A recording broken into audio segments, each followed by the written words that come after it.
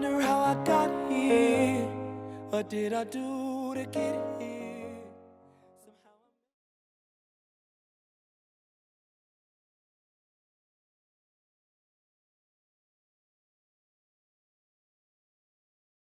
Say there's unconditional love from your parents and unconditional love for each other. Absolutely. Yeah, it's absolutely unconditional. But again, I think that comes back from their strong faith. So with the way that she and her mom were brought up, like that is definitely unconditional. So I got a question for you. Were you always saved? Even as a little child? When did you become saved? When I chose to do it, I was 12. 12, okay. Yeah. So it wasn't one of those things where you were out there running around because you were not saved. Would you say that it makes a difference if it's a man of faith as opposed to? Yeah. Because I mean, the opportunities to go left are always there. Especially when I growing up, we were well under the poverty line. So, and I was always a clever and intelligent kid. So like, if I wanted to go down the wrong path, I would have did it well, but I chose not to. Yeah, so I chose not to because again, like. But what made you choose not to? It was my faith. I mean, but what happened in your life to bring about that faith? Because I'll be honest with you, I read all kinds of stats, right? One of the stats is the most religious people in the U.S. are black women. The second highest group of religious people are black men. But here's the thing: there's a lot of men and women do not act on their faith. So they do things that's outside of what the Bible says do. Right? I mean, let's be real. But you can have all the faith in the world that God is. But are you living the way he wants you to live? No. Well, and I talked about it on one episode saying that, okay, a man who lives like that, not married to his wife or his girlfriend, is really leading himself and them to hell. So what is it that made you realize his faith, or made you realize her faith was there? I mean, that because now you when you say I do, you're putting on this yoke, right? Mm-hmm. And the other thing too is, well, answer that first, and I got another real good one for you that I'm going to ask. But go ahead. I mean, I think from the moment we met, she was always living in her faith and walking with God. I think that's what helped pull me towards her is. Everything she says and does is genuine. Mm-hmm. Like even if it upsets me or something like that, I know that it's never malicious or intentional. Like she's always truly trying to be in her purpose and live. So are you telling me that she's free to make mistakes? I wouldn't say all that. but that's serious because some people, when you make a mistake, it's like, no, for sure she is. Right. But I think it was just undeniable that she was living in a very her best interpretation of what's the right way to walk through life. Mm-hmm. You know what I mean? She was intentional about choices she made. She's never done something truly that really goes against his word, like knowing that she's doing it. You know what I mean? It's like it's all just with good intentions. Now, what about him? When did you realize he had a strong faith? What is it he did that demonstrated that he was a man of God? So one of my biggest things was I didn't want to have kids before I got married. And he truly focused on that for me. Like, how do you mean? Some people, they might say, oh, she too focused on, certain things. But he just really, when it comes to like kids and stuff, that was the one testament to myself because my mom, she was a teen mom. Mm-hmm. And I didn't want to be like that. Okay. And when I got older and I had said I didn't want to have kids prior to being married, and that was one of the things I want to follow. So you had some restrictions for him? A little bit. A little bit. No, we don't have to go there if you don't want to. Just a little bit. But that was one of the biggest things for us, or for me. Mm-hmm. And just in general, he's a protector. He's a huge protector. And every time he walked, he walked with a purpose, and that was one of the biggest things that I think would. Was he demanding? No. Okay, because Jesus says, "I stand at the door and knock." Mm-hmm. Was he at the door knocking, or was he trying to knock it down? Dakari is not demanding. However, he has an opinion. I won't say No, nothing wrong with having an opinion, because our Lord has opinions too. Definitely has an opinion, but I will say, no, he wasn't demanding. He still allowed me to walk the way that I wanted to walk, but he was there to help me if I fell. Well, now one question: would you say that he wanted you to follow him? You know what? Yes. You know, I will say, just because that's actually something I had to scale back, and it was only because I was always independent. And one thing that I had to learn was be submissive. Okay, I'm glad you went there. I wanted to ask you. Because I'm gonna be honest with you, I think a lot of people have a misconception of what it is to be the head of the household, what it means to submit. Submit doesn't mean that he has your foot on your neck telling what you better do, right? Because the Bible, knowing the Bible, does Jesus make anybody do anything? Jesus says choose. He doesn't force us to worship. He asks us to love him, and he asks us to worship him. He says make a choice. Now, there's consequences to your choices. Absolutely. but go ahead. I'm really interested in this thing, this whole thing, how you brought it about in you to say, okay, I am willing to follow you. I am willing to submit to you. And I'm going to go back to you to find that, because I'm going to ask you the other side of that question, right? All right, go ahead. Okay, so for the submissive part, I grew up very independent. And like I said, my mom was a single mom. She was a teen mom. And we had to figure stuff out on our own. My father passed away when I was 11. Okay. So I had a hard shell. Didn't really let people in. When I met him, I had to pray about it too, because I could tell that I was being the alpha female and he was being the alpha male, and it was. So you were bumping heads? Yes. Okay. A lot. Okay. And he told me that all he wanted to do was just lead. He just told me. And I had to pray about it to ask God for me to pull it back. And I will say I'm happy I did, because now he has the chance to lead the family that, our family.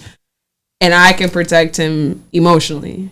But he can do all of the other stuff. Okay. So, that's where I. So basically, then what it is that he didn't demand that you demanded. He stood there and say, "Follow me," right? He asked you. Correct. And you had the choice to make. Yes. So it was your choice. Yes. Okay, and then that means that. Correct me if I'm wrong. Well, I'm gonna ask you this question. Since and what she says. It carries a lot of weight. It really does. It really does. It shows a lot of growth in faith, because I know a lot of women will say, "Please." I was there. So, if that's the case, when you asked her to follow you, did you have a plan? Did you know where you were going? Oh yeah. And so I think that's kind of what brought it to a head was, and again, we all we have is the experiences, that kind of drive us to making the choices that we make and reacting to things the way that we do. And when we were having those conversations and those disagreements, and I was like, hey, like, this happened to you, or, this might be the cause of it or the why, but like, this is present. This is your now. This is where you are now. Give me the chance to show you why you should let me lead. Like, you have to. I need you to let me do. Did you tell her where you wanted to go? Yeah. Okay. Yeah, I'm like, listen, like, I got us. I just need you to allow yourself to trust it. Okay. Now, I used this term once before, and somebody told me I shouldn't have used it because he said I probably have turn a lot of guys off and make them turn off the show. But I used the term grown up boy versus. A saved man or man of faith. Mm-hmm. Okay. And I always believe that if a man does not know where he's going, does he even have the right to ask a woman to follow him if he doesn't know where he's going, if he doesn't have a plan? What would you tell? Yeah, no. How can you lead and you don't know where you're going? It's like saying, "Hey, follow me to the mall," and you have no idea where the mall is. It's circular. It's pointless. So for me, in that about this time, right, like it's becoming more intentional. It's becoming more like, okay, we're in the stages of trying to actually build upon what was just, fun, cordial, good times together to, okay, now we're dating, we're exclusive, now it's intentional. So I'm like, hey, like now we are actually exploring the possibility of if this can turn into marriage, if this can progress into marriage. So if we're ever going to get to that point, we both can't have our hand on the steering wheel, right? So it was, and again, like she already kind of expanded upon, a lot of it does have to do with the stigma around submission. So for me, it was, hey, I'm going to show you exactly why you can trust for me to lead us. In other words, you were willing to take the time to prove to her that your intentions were pure and that you could be a good leader and that you could be a good provider. Yeah, because I had high and a good protector. Yeah, because I got high expectations for myself, but I also had high expectations for her, and so that challenging of her, that was also a learning experience for sure, to say the least. I got another side to this coin, right? Mm-hmm. In the Bible, Jesus washed his servants' feet. Right, his disciples, he washed their feet.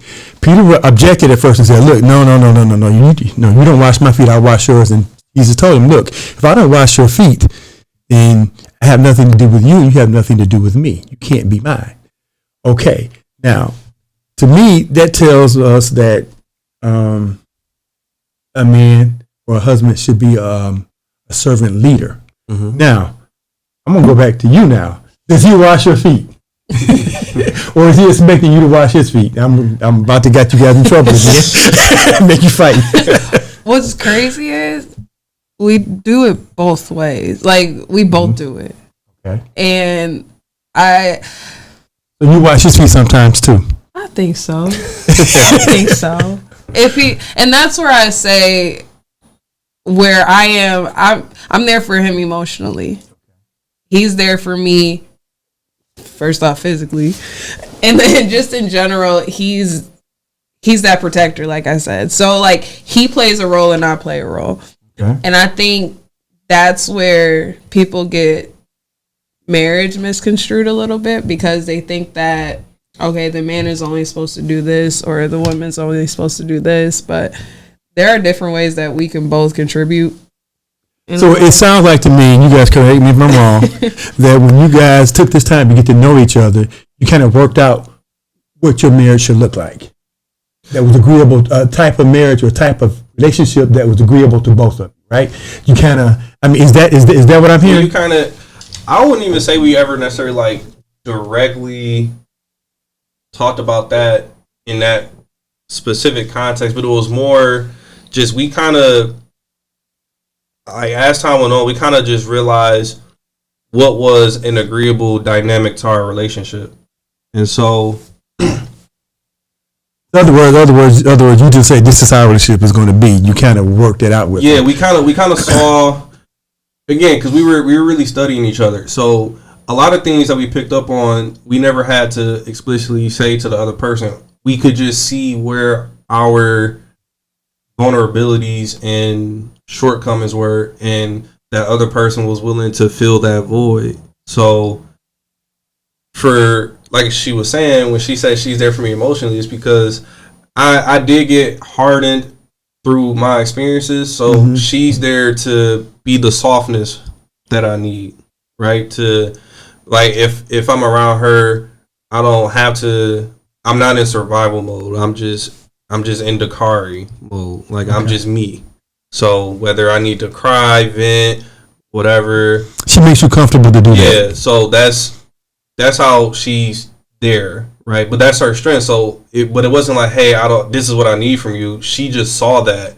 She saw that that's where I was lacking or needed help, and so that's what she brings out of me more. It's like reminding me to tap into those feelings more and not always be go, go, go. So like she's catching me when I need to rest, things like that.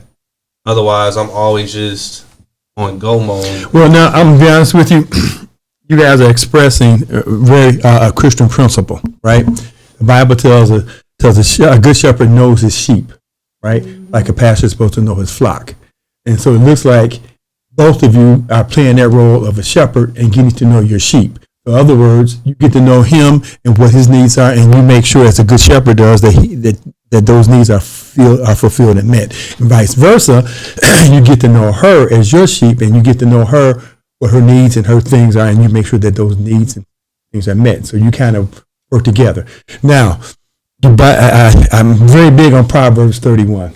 I used to tell couples, read Proverbs 31. And what I'm picking up is that I see a lot of Proverbs 31 here. So I mean, I do, and it's heartwarming. So would you say at this point, have you guys made a plan? Have you guys decided what you want to do? And in fact, let me do it this way. What would you tell a guy that he needs to do to prepare himself for a good relationship? What is it he needs to do internally on his own to make sure that he's ready? The guy needs to have an honest conversation with himself. He needs to have a mirror moment. And mirror moment means like looking at himself, being honest about all the imperfections that he has, whether he can get that through prayer, church, and or therapy, counseling. If you go into a relationship not being genuine with yourself, it is going to fail. It might not fail immediately, but at some point it'll fail because you can't be 100% there for anybody else if you haven't been there for yourself first. And so, and again, I also think that feeds into a lot of arguments and disagreements in relationships is because I was told growing up that your partner is a mirror. They reflect how you're treating them. They reflect your inadequacies and things like that. And so when your partner is calling you out or addressing it, you have a decision to either face that reality and have that moment of honesty, or you're going to reject it, and that's probably going. So the guy who rejects it, would you call him the grown-up boy, and the guy who that's a grown-up boy. That's a grown-up boy. If you're serious, right? Like if you seriously want to have a real relationship one day and marriage one day, you need to make sure that you have not only identified your personal insecurities and traumas, but that you're also actively working on how to manage those and how to overcome those. So, here's another question, and this one's for you. What would you tell a woman who has a man or a boyfriend who wants all the privileges of marriage but don't want to get married? What would you tell her? I have friends like that. They gotta get up out of there. Otherwise, leave me alone. Get away from me. And again, and depending on the friend, like sometimes I've been candid with friends, and I'm like, well, because I even tell this kind of scenario to Tyra. I'm like, well, if human nature is the path of least resistance, and so yes, it is. If a woman is already offering wife qualities to a man prior to marriage, he doesn't have a motivation to get married because he's already reaping. In other words, she's destroying her own hopes because she's. Yeah, and that's not to put it on women, but it's just to say that is she cheapening her not going to ask you that. A woman who does that, I'm not, because they better get you in trouble. A woman who does that is she lessening her value? I think so. I mean, there's some things that it wasn't until we got married that we started doing some more stuff to help each other. Because I think that boyfriend and girlfriend stages, okay, you're in the learning phase and different things like that. I'm not about to give you the wife qualities until I got a ring on my finger. So you want it, like, was it Beyonce put a ring on it? Pretty much. Just because, I know how much I can give. And I don't feel that I need to give that to just a boyfriend. But suppose what would you say to a person who's afraid to be alone? Yeah. So Because that's the reason why most people do is because they're afraid to be alone. They don't want to be alone. I know some people like that, and I think that women need to go to therapy. I'm not even gonna try to be funny about I can tell you it. it doesn't work. So my mom, my stepfather, he was killed some years ago now, but while they were married, they were married for about 6 years prior to his death. Mm-hmm. It was not a good marriage, and it had a lot to do with my mom was similar to that. She didn't want to be alone. She always wanted a relationship and marriage, and he wasn't the right fit for her. And they had a terrible marriage, and they ended up getting divorced a couple years before he died. He died, and so yeah, I saw firsthand what it looks like your faith and belief that you will find what's right for you has to be stronger than your fear of being alone. Other words, and this is another biblical principle. In order to please God, you have to have faith, right? The Bible says it's impossible to please God without faith, right? So which means that if your fear of being alone is greater than your faith that God will provide, then you have greater issues other than being alone, because now you're an enemy of God because you're letting your fear overcome your faith in the Lord. And I think that's what makes women feel less value. And I think women need to really, you got to love yourself. That's the biggest thing. Before you get into any type of relationship, you have to love yourself. And also you have to really take care of the insecurities that you have. Because getting into a relationship with the insecurities, not truly valuing yourself and all that stuff, it's gonna fail. Okay.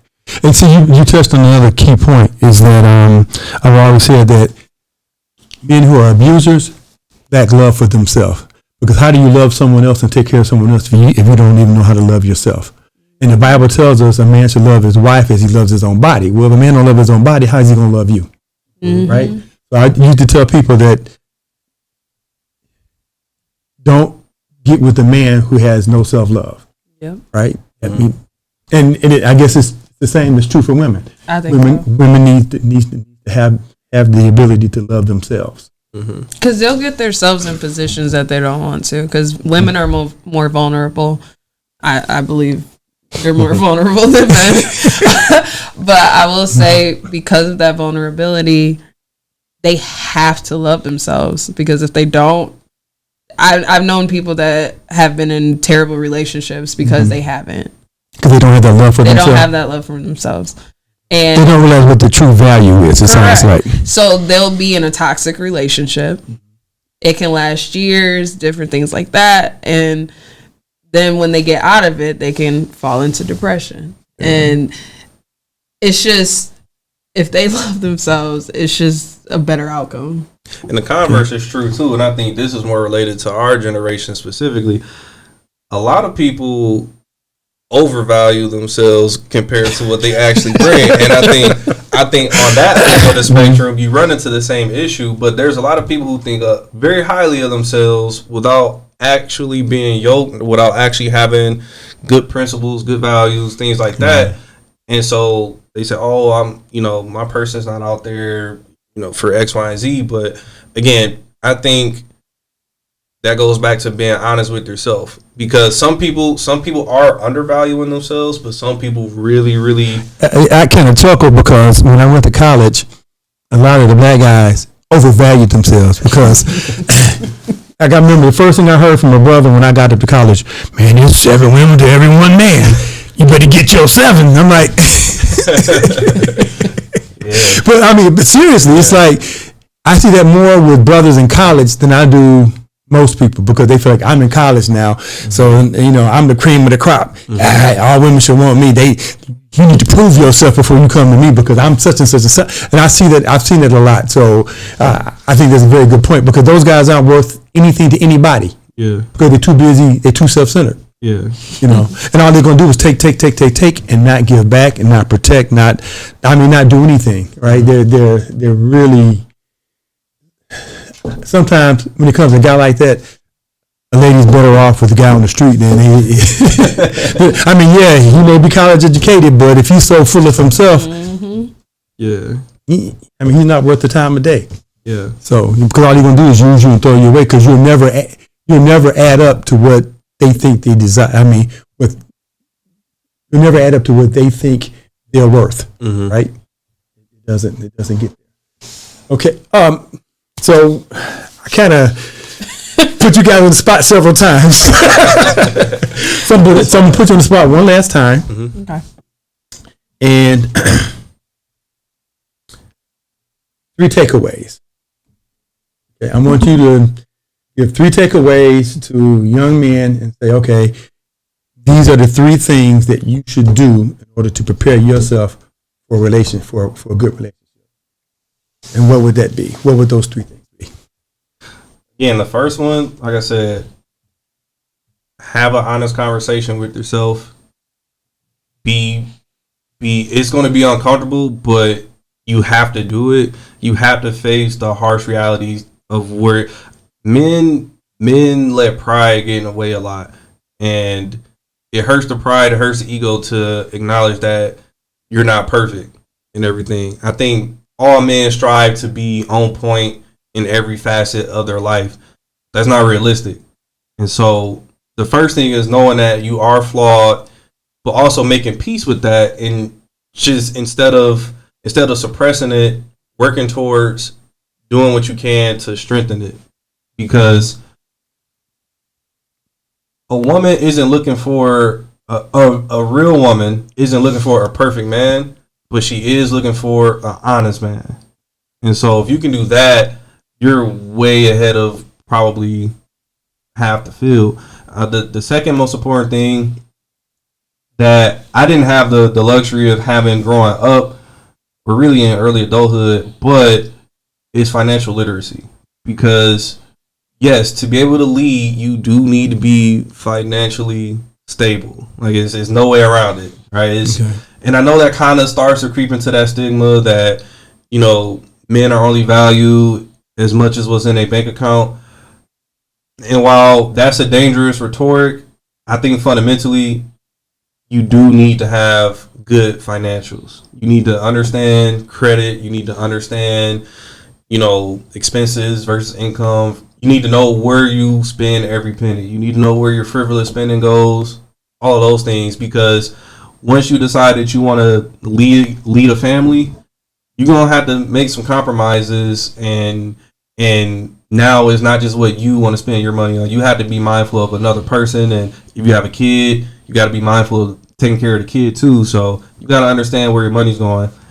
And the third most important thing is you need to be a listener. You need to listen to when your partner is telling you that something is bothering them or upsetting them or things like that. And I guess I'll say listener / attentive, because women aren't always going to outright say it. Women can sometimes, you know, wall up and kind of just go into silent mode, or they might need a minute to articulate what it is that's bothering them. But as a man, you need to be mindful and attentive to that, because again, if you're leading your household, you need to be aware of when your partner is anything less than happy and at peace, because that is your unit. Like you still need, like, his partner. It's not your servant or anything like that. Like, you are in it together. So if you're the leader of the unit, you need to be very aware of when they are not settled, you know, spiritually or emotionally, and you need to make sure you're doing what it takes to get them back centered and square. Okay. I think that's the man's responsibility. And what 3 takeaways would you give young ladies? I kind of piggyback off of him with listening. Women tend to want to be right majority of the time. And, you know, sometimes for men it's hard to, you know, explain how they feel, and you need to give them that safe space to be able to do that. So working on that yourself. And then I say loving yourself, like I said before, you have to love yourself within before you can love somebody else. And that's a major thing. And then third would be have a relationship with God and read the Bible. Only reason why I say that is because the Bible do tell you exactly how, how a man should be able to treat you. And I think it's very important that you read that, because then you'll know what to look into, and also be intentional with who you want to be with. So that's my 3 things. Now, I'll say the one term that I really got from you guys that I think is very important is use the word intentional a lot. Right? But there's nothing wrong with that. That was in our vows. That was also in your vows? Okay. But you bring out a very good point. You just don't let things go happenstance. You do things with a purpose. In other words, you have a purpose-driven life, it sounds like. You have a purpose in everything that you do. And that when you go out and set to do something, you're intentionally trying to do certain things, or you intentionally do certain things, and that's very important to both of you, it seems like that. And that's where I think you guys are very equally yoked in the fact that you both realize that we have to have a purpose, we have to have some intentions, and moving forward, we have goals. And that's kind of what I got really here, right? Yeah. And even before you even get in a relationship with another person, you have to have your act together enough so that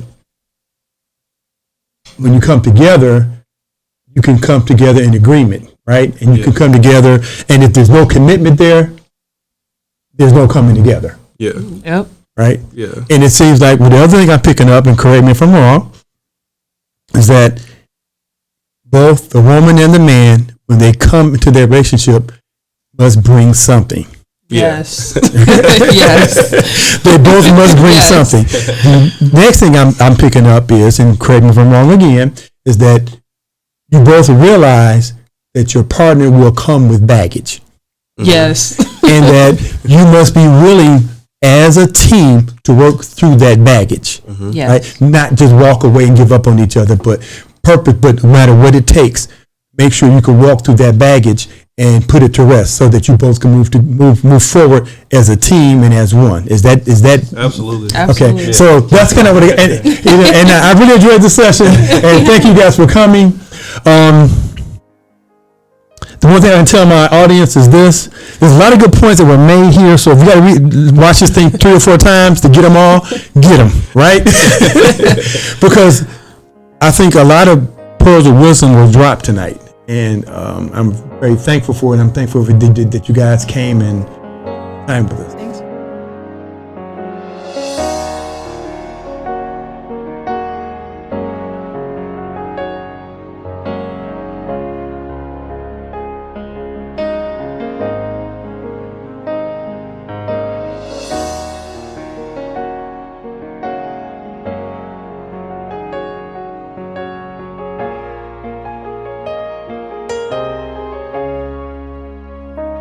I'm turning away.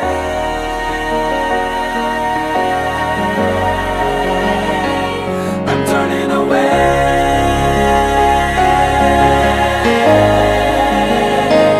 I'm turning away.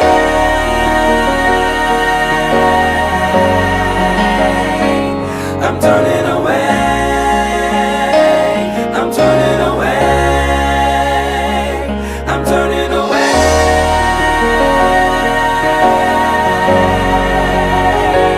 I'm turning away.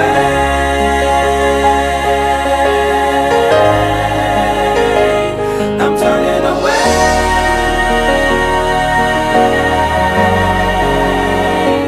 I'm turning away. I'm turning